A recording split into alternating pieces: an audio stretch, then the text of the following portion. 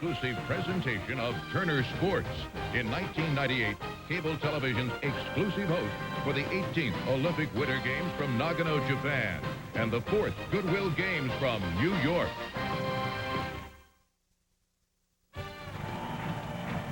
Live from Tampa, Florida, it's a hot summer night of the NFL on TNT. The fans are welcoming their undefeated Buccaneers, and this sellout crowd is ready for their battle against the Miami Dolphins. The Buccaneers will be 3-0 for the first time since 1979. Oh, yeah! Young under pressure. P.O.B. sacked at the 32 by Warren Sapp. Dunn gets the call. Zigzags across to the 45. 25-20. 15-10. Touchdown. Warwick Dunn. After 2 decades of football frustration, Tampa Bay has emerged with a new look, a new attitude, and a new direction. Dilfer is throwing perfect strikes. For years, Miami has been the big fish in Florida and a force to be reckoned with in the AFC. But by the end of Week 3, these two teams from the same state were in different states of mind. It's a new day in Tampa Bay as the Buccaneers play the Dolphins next on TNT. Tampa Bay will be the only unbeaten team in the NFC. I think we got the makings of a great football game today.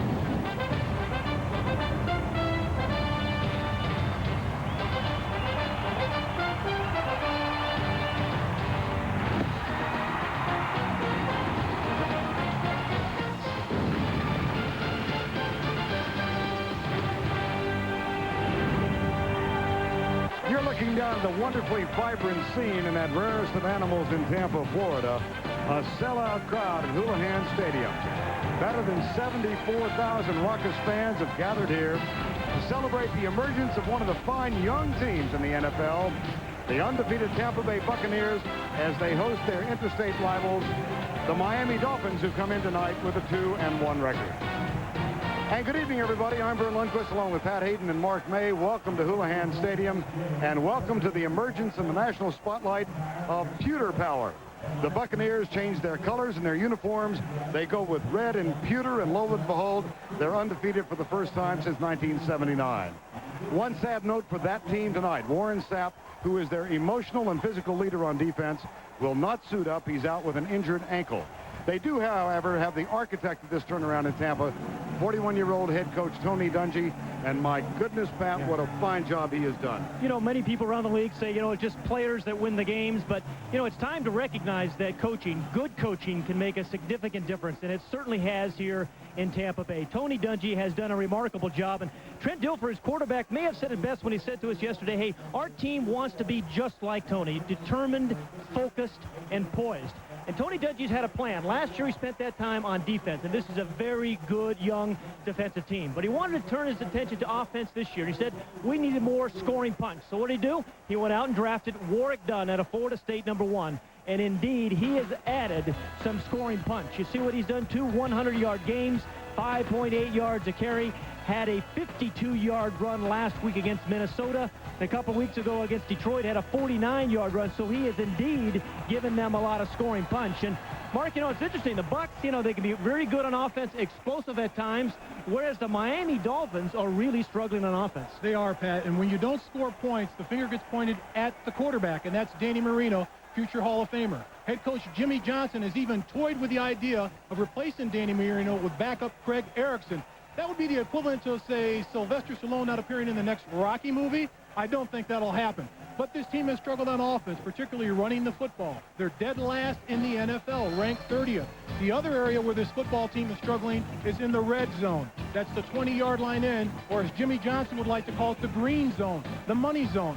They have scored 12 times in the red zone out of 13 attempts, but Vern, out of those 12 times, only 2 of those have been for touchdowns. All right, Mark, that means Alinda Murray has been busier than Jimmy Johnson would like. And right now, let's check in with Craig Sager down on the field. An undefeated record, a sold-out stadium, a playoff atmosphere. Coach Dungy, what'd you tell your team about this atmosphere, what this game means to them? Well, it's a big game for us, but we just talked about playing our style, playing buck ball for 60 minutes. You're the calming force. You're always poised, but your special team coach, Joe Marciano, was running around like he wanted to hit somebody. Yeah, we got to keep him under control a little bit, but hopefully our special teams will set the tempo tonight. All right, thanks a lot. Good luck. Thanks, Craig. Let's go back up to you, Vern. All right, Craig. Tony Dungy about to coach his 20th Tampa Bay Buccaneer game. Jimmy Johnson coaching his 100th career game tonight. His second season at Miami after those very successful years in Dallas. And Michael Husted will kick off. Spikes is one of the deep men.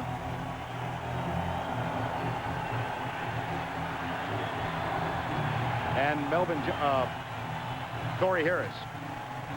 Spikes to the left, Harris to the right.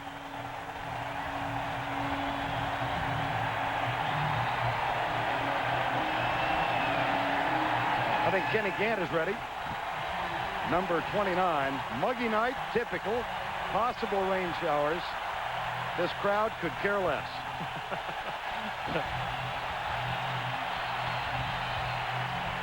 Husted will kick. Spikes and Harris wait for it. Spikes at the 1. Spikes at the 22. Dan Marino in his 15th season. Thus far this year, 1 touchdown and hitting only 47% of his passes. Had the 1 good game in week 2. For 14 years, this Miami team has had an identity as a passing team, but they are really struggling to find an identity in 1997. Marino got that 1 touchdown pass last week in Green Bay. They open up in the shotgun.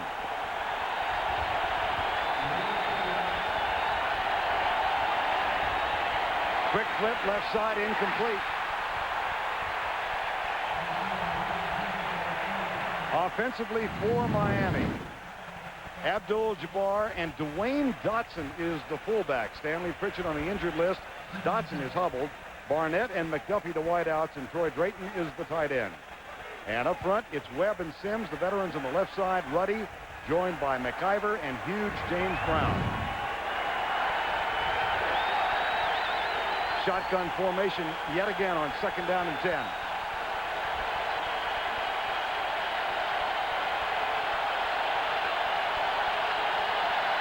Four-man rush for Tampa. Marino goes left, connects, knocked away. Anthony Parker knocked it loose. Intended for Charles Jordan. Defensively, Ahanotu, Culpepper, Marvin Jones replaces Warren Sapp, Reagan Upshaw at right end. Gooch gets his first start for an injured Rufus Porter. And in the secondary, it's Abraham Parker, Lynch, and Melvin Johnson. 3rd and 10. Safety blitz.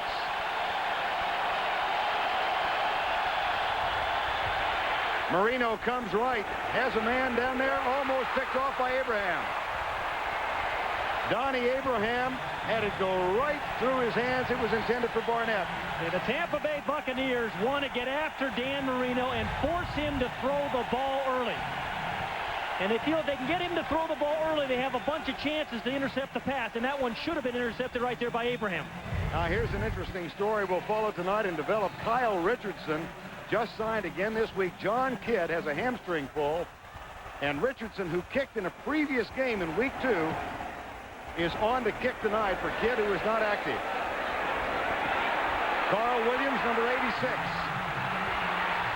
has some room. Across the 50 to the 49. Jason Taylor with the tackle.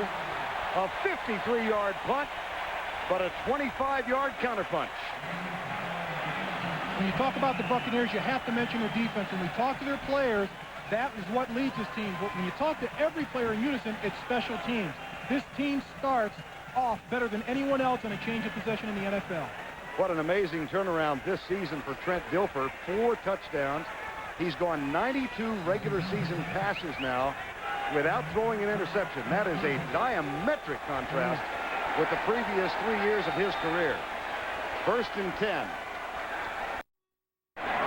Warwick Dunn bounces up from the left side. Good pursuit by the Dolphins. As Cal got out. It's Dilfer, Dunn, Allstott in the backfield. Anthony and Copeland. And Jackie Harris, the veteran of this offensive line. Tony Mayberry, also a longtime vet. 2nd and 8.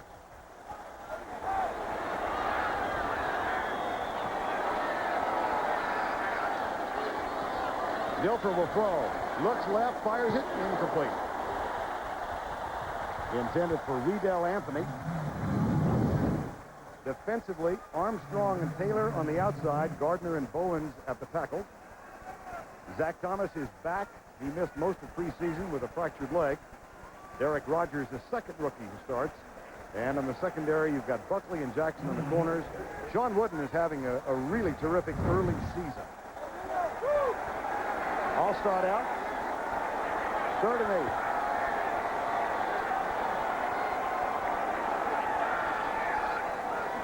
Motion left, flag down. Dilfer finds his receiver. It's Carl Williams, number 86. And that will be close for a measurement. Referee tonight is Walt Coleman. Okay, this Buccaneer offensive team is blessed with a lot of good young players at wide receiver, in the backfield, and Trent Dilfer, although in his 4th year, now in his 3rd year as a starter, no longer a young quarterback, a guy that's really made significant progress, Vern, as you mentioned.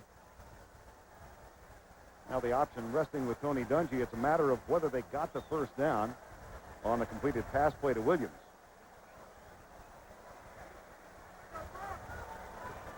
Offside on the defense. Outside linebacker. 5-yard penalty. Repeat 3rd down. Well, clearly they didn't get the first down on the pass play.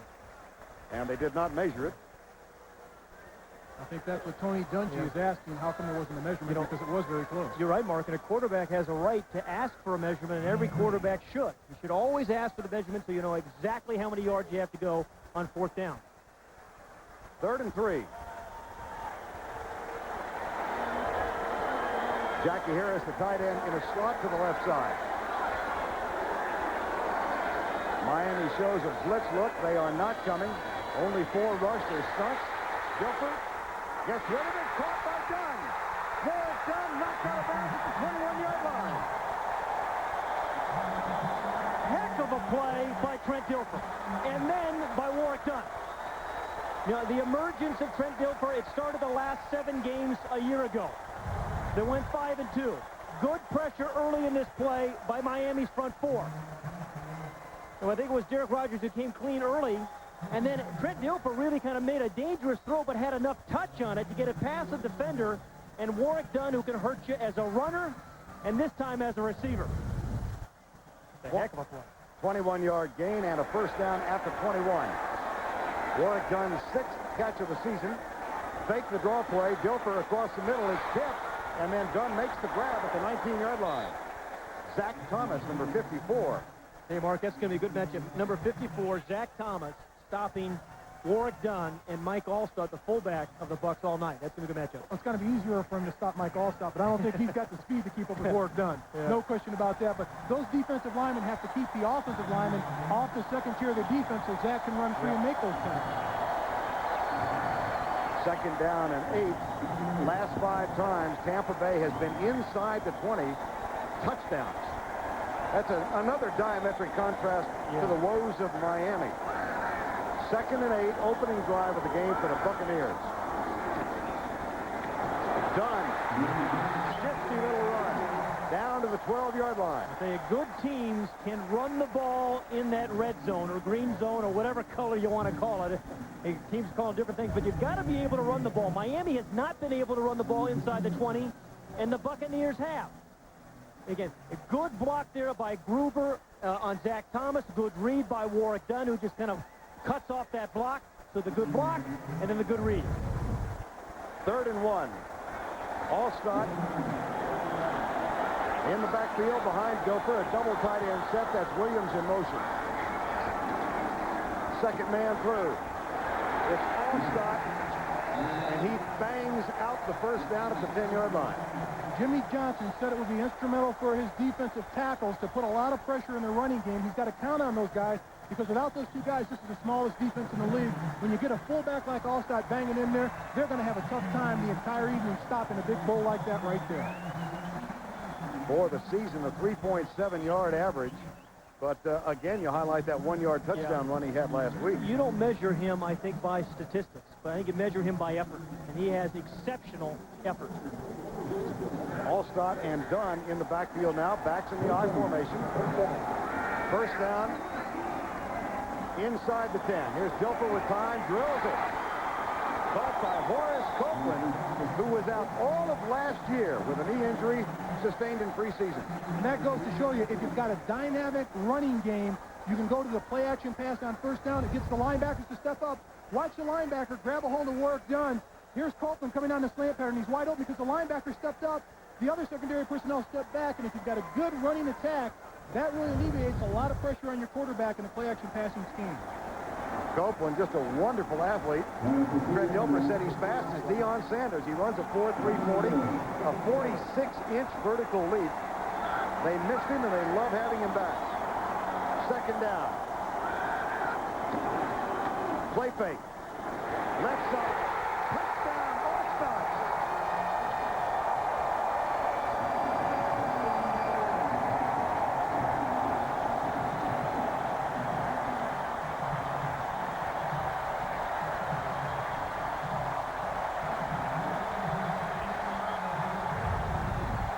Mike Allstott will bull you for 1 or 2 yards on one play, and then the next play, he sneaks out of the backfield, and he's got real soft hands. 65 catches a year ago, and like Warwick Dunn can hurt you multiple ways, but in a different variety. Husted to make it a 7-0 game. This all set up by the punt return of Carl Williams, the big pass play to Warwick Dunn, and then a 3-yard play-action pass to Mike Allstott. Dilfer's been perfect this season. So have the Buccaneers.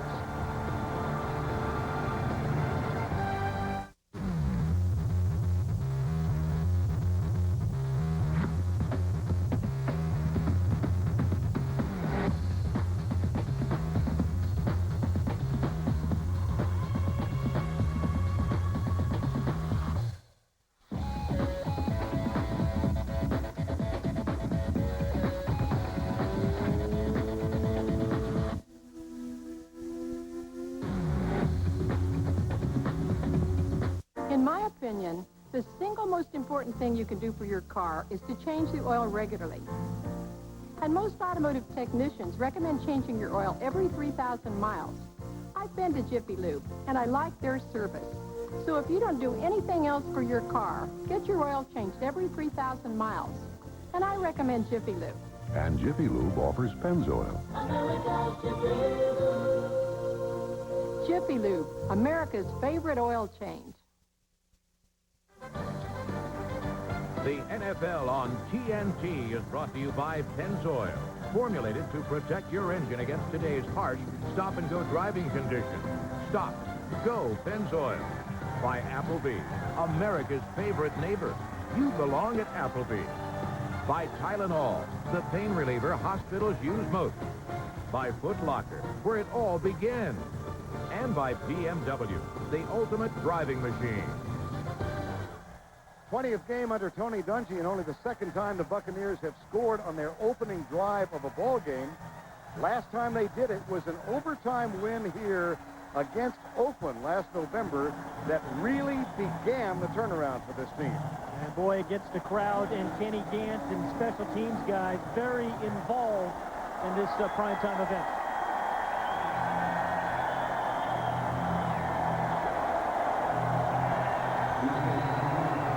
Some more involved than others. Oh, boy. Barely just signaling the like you. Fair catch. Husted. Touchback. And that'll get the crowd going.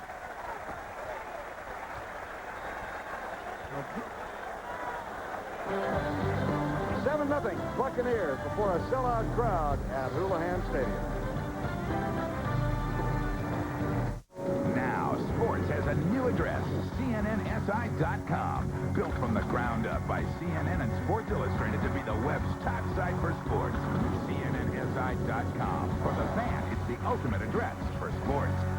And don't come back until you get that phone. Oh, Primeco, huh? They say that phone is very clear. Oh, it is, absolutely. And it has free voicemail, caller ID, and I've got this huge calling area where every call is a local call. Mom, I really need your phone. This is not a toy. But it's an emergency. I said no. She's not going for it. Primeco. Someday, everything will work this well. Bucks have chosen a new alternative. Now it's time for you to shop Bennett New Car Alternative. That's right, guys. You can score big by shopping Florida's #1 independent auto dealer. Bennett New Car Alternative has no new car depreciation. So don't get back to make a $5,000 mistake. So quit fumbling with new car prices and rush on over to Bennett New Car Alternative. We're not unbelievable, just unbeatable. And remember, at Bennett New Car Alternative, everybody rides.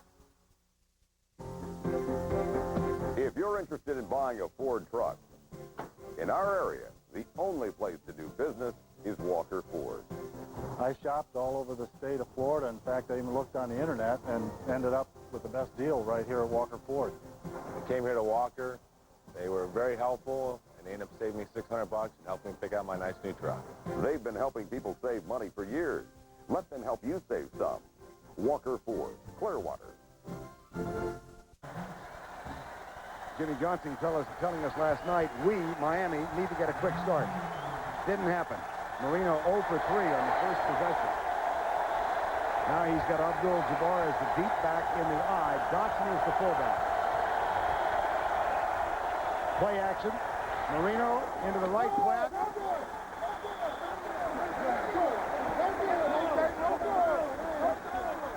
Now, Warren Sapp and a bunch of coaches are claiming he's no good. That is Warren Sapp. McDuffie, the reception. Abraham, the cover. And this is what this team, the Miami Dolphins, desperately needs. Guys making plays like that. That is a heck of a coverage by Abraham and a great catch by McDuffie. Marino now 1 of 4. Second down and 1.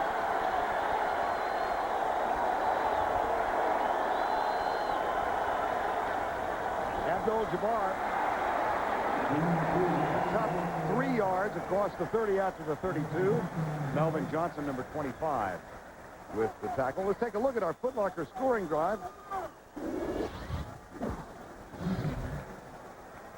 A 3-yard touchdown reception from Allstott. 8 plays, 49 yards in just under 5 minutes. And once again, Trent Dilfer was key on third down. The pass to Warwick Dunn. Played very well on third down his first 3 games. Leads the NFC in third down passing, does Dilfer. Here's Abdul-Jabbar to the 35-yard line. You know, the Miami Dolphins really, or Jimmy Johnson really wants to be a running football team, certainly a balanced team. But we said that this team has been characterized by the huge presence of Dan Marino for 14 years, the greatest pocket passer of all time.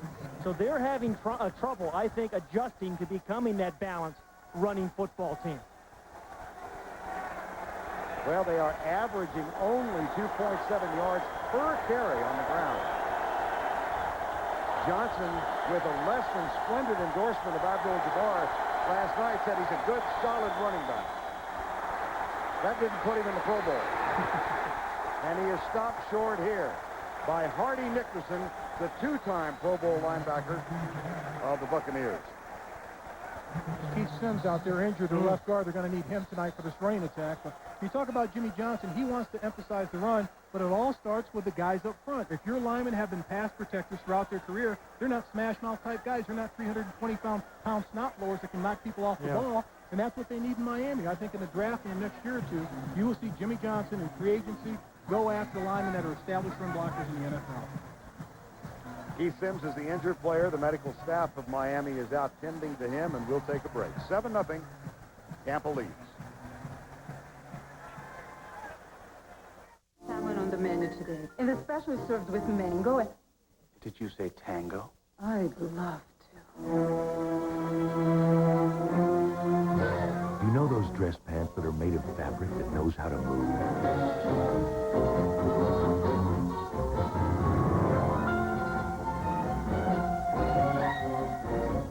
These are slates. I'll have the special. From Levi Strauss & Company.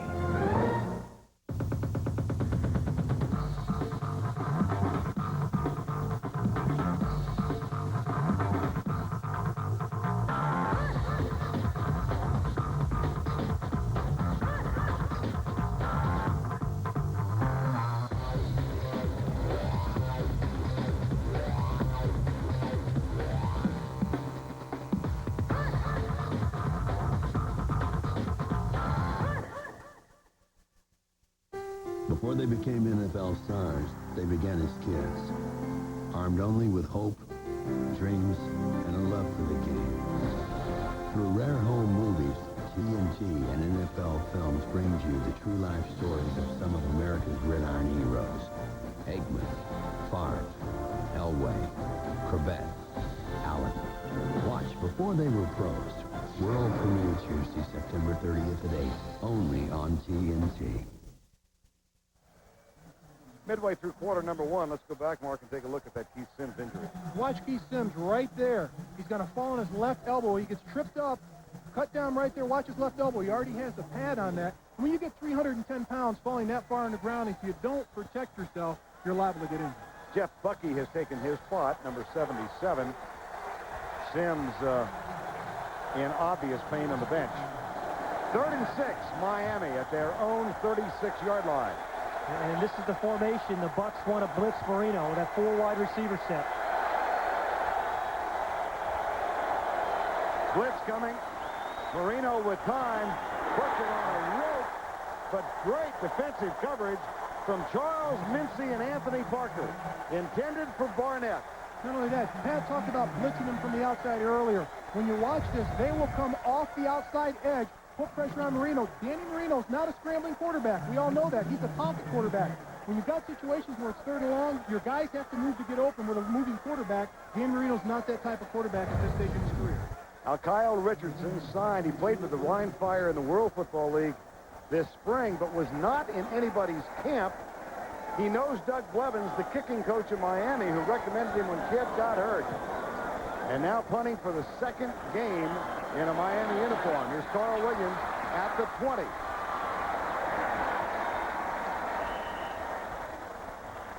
Six-yard return out to the 25-yard line. The tackle made by Ronnie Ward, number 55. Underway in the 4th game of the season, the Buccaneers 3-0, and they have a 7-0 lead over the Dolphins. So how's your headache? Well, it's gone. That was fast. So the Tylenol I gave you worked, even on your really tough headache. Tylenol worked great, even on my tough headache. So you were wrong. I was wrong. More than aspirin, more than ibuprofen. For headaches, doctors recommend extra-strength Tylenol the most. I like a guy who can admit he's wrong. I'm wrong a lot. Boom. Kareem Abdul-Jabbar. The Reebok reversible jersey. Home colors on one side. What is that, eggshell? How about white? Away colors on the other. Green? Teal. Man always finds the crease. Too fast for you, huh? Oh, gotta go. Oh. So anyway, one side home, other side away. And enter Foot Locker's drive to the Super Bowl sweepstakes for a chance to win a 97 Oldsmobile Bravada SUV and 2 tickets to the Super Bowl. From Foot Locker, of course, where it all begins.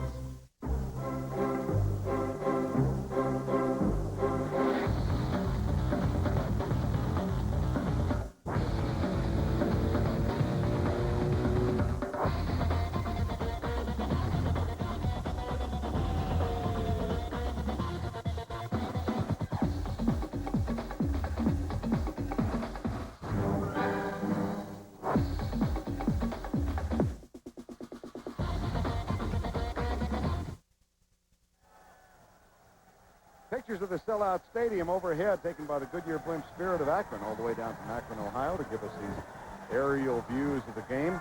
A sellout crowd, a rarity last night. Tony Dungy showed his team videotapes of their game at home against Seattle a year ago this weekend. when there were 28,000 people in the stands. He said, kids, I want you to appreciate what's going on here. That's the old coach's bandwagon talk. Now that we're winning, everybody's jumped on the bandwagon, and there's not enough room. It is full. But he has transformed, certainly as quarterback, and beginning to transform this franchise. 1st and 10.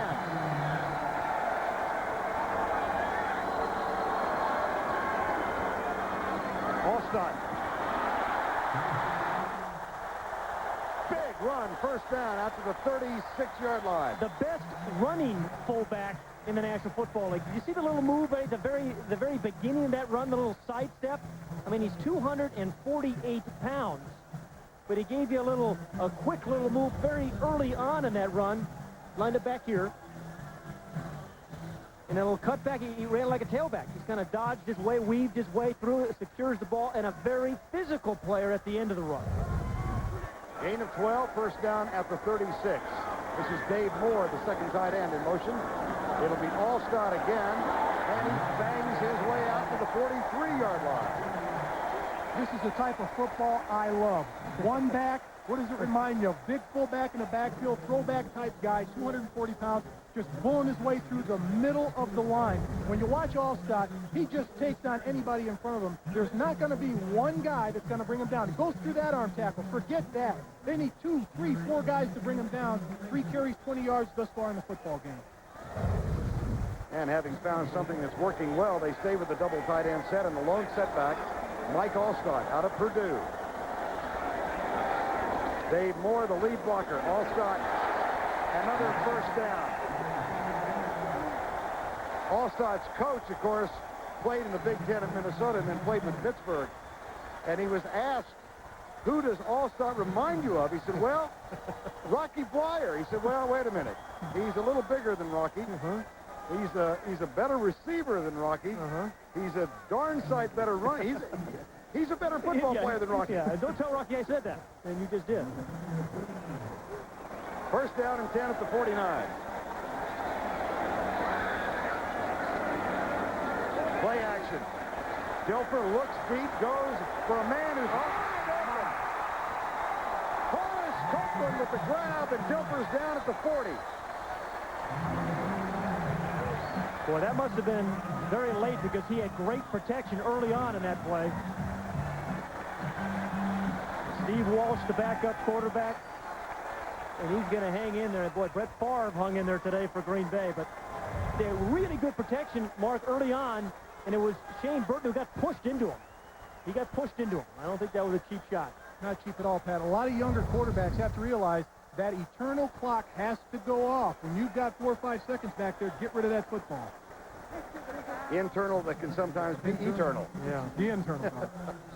Dilfer, Steve Walsh played for Jimmy Johnson in Dallas. Remember when he was a supplemental pick, having played for Johnson at Miami, then traded to New Orleans, where he played 4 years, then Chicago last year with the Rams in St. Louis, where he appeared in 3 games. Now in his 9th year, and another of a ton of guys on these 2 teams who played at Florida schools. Now, this is going to be a great test for this Tampa Bay offense. If they can rally around the backup quarterback, it'll show a great sign of maturity for a young team. This is when you find out how good a running football team you are, too, Mark. Steve Walsh. 1st and 10 at the 30 after the 21-yard gain. Dave Moore. Lead block. Allstott starts left, cuts back to the right, and moves those 248 pounds. Pat, I was in a situation where I played. We lost our quarterback, and Joe Theismann. Jay Schrader came back into the ball game. We still won the football game, but, hey, Trent Dilfer's a tough guy. I'm sure he'll be back. Yeah. Yep.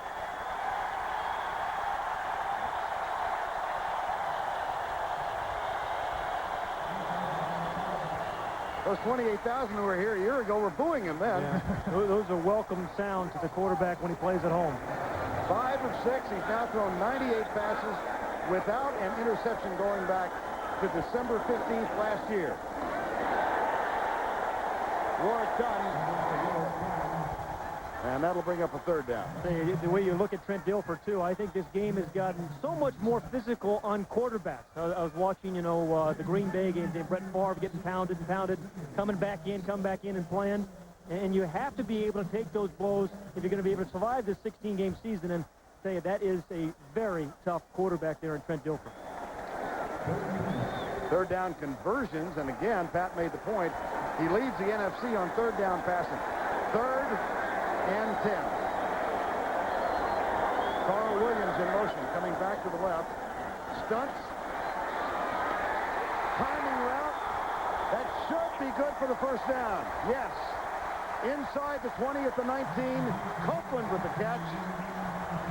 Tim Jacobs with a tackle. Mark, we didn't talk about that 11-yard game. Didn't talk about Copeland's catch when Trent Dilfer got hurt a little moment ago, but it was a magnificent catch. Ran an outside route before on the other side. This time comes back on the other side against Tim Jacobs. Another square out. Great hands. He's not bobbling the ball. He's had to adjust to certainly the last 2 passes that were thrown his way. And here's the stretch of the chain and the indication from Walt Coleman that the drive is still alive. Copeland injured a knee and was out for the season. 35 catches in his rookie season.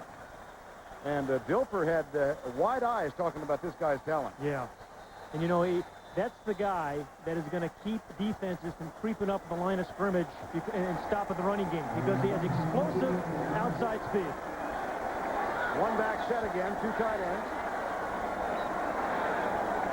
Jackie Harris off the line.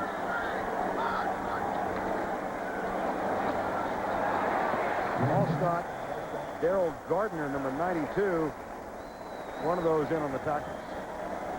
And Corey Harris, number 25.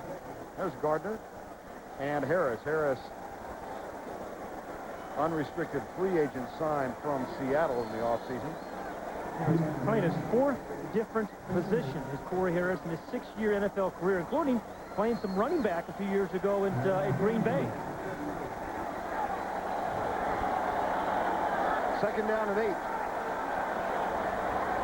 Dunn in the backfield. Goes in motion right. Dilfer. Intercepted. First time Zach Thomas has it. And the streak comes to an end. There's the first interception for Dilfer since the game against Minnesota December 15th last year. Zach Thomas is only 5'11", but he always seems to make the play when his team needs it. And boy, do they need to play from him right now. Started on a kind of a rush and backs off. Knocked it up in the air with his left hand. A guy that's been equally good in the passing game as well as the running game. And I think Trent Dilfer kind of forced that pass. It was tipped at the line right up there by Zach Thomas, but he forced that in there, had a little pressure in his face. Instead of getting rid of the ball, he's not as mobile as he was at the beginning of the game. He forced that ball out there. 1st and 10, Miami. Trailing by 7 with 92 seconds to go, first quarter. Abdul-Jabbar at left tackle. They've averaged only 2 yards per attempt on first down. That's another one of their offensive problems. Well, I think Jimmy Johnson has really lost confidence in this offensive line. And Abdul-Jabbar, as you said before, he's a solid running back. That's not an endorsement by Jimmy Johnson. If you're not great, if you're not out there doing the job, solid doesn't get it done. But he still believes under this offense he can get 1,000 yards if he gets enough carries. 2nd down and 8.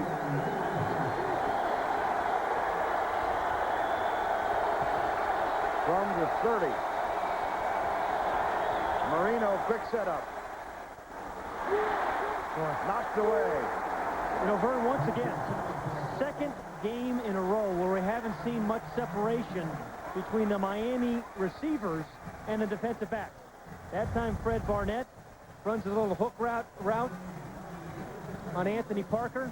I tell you, and again, 2 weeks in a row, these guys have not been getting open. Fred Barnett's calling for pass interference, but boy, they struggled last week. 26 incomplete passes in Green Bay. Johnson broke them all down. He said 10 bad pass routes, 8 bad throws among the other incompletions. 3rd and 8.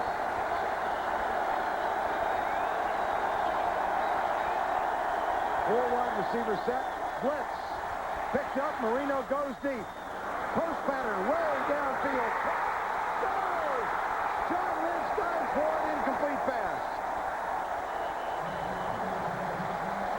thought Barnett had it. Marino thought Barnett had it. Barnett thought Barnett had it.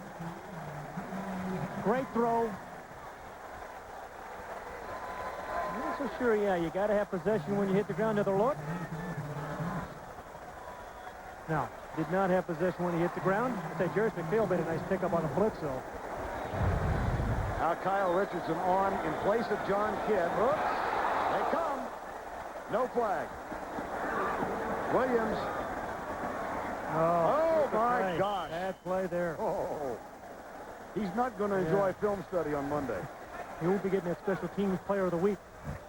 No leather couch for Carl Williams. The special teams coach, Joe Marciano, instituted something here last year wherein the special teams player of the week gets to sit in a huge overstuffed leather couch during tape sessions. And then the special teams player of the year takes it home. And everybody else is in those really, upright, uncomfortable chairs. And we noticed you lounging in the special teams chair yesterday. Went right for it. Age has its benefits. Privileges, I guess, age before beauty. But the other thing in that, they make a rookie go out and get that guy breakfast, which I thought was kind of unique. You can pick your own rookie out to get your breakfast while you get the Barker Lounger. 23 seconds to go. First quarter of play, 7-0.